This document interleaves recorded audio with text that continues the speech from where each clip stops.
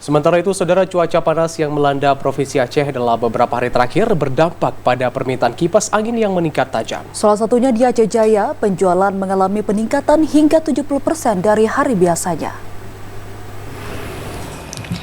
Suhu panas yang terjadi di wilayah Aceh Jaya dalam sepekan terakhir memberikan pengaruh terhadap pedagang terutama yang menjual alat elektronik.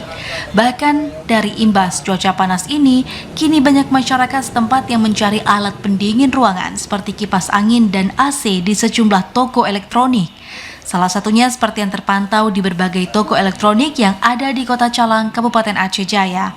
Permintaan produk kipas angin sangat meningkat dalam 2 hari terakhir, baik yang berukuran kecil maupun ukuran besar.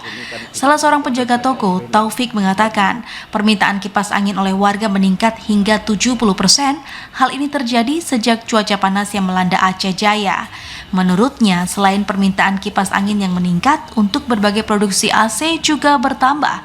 Bahkan dalam sehari dapat terjual 4 hingga 5 unit.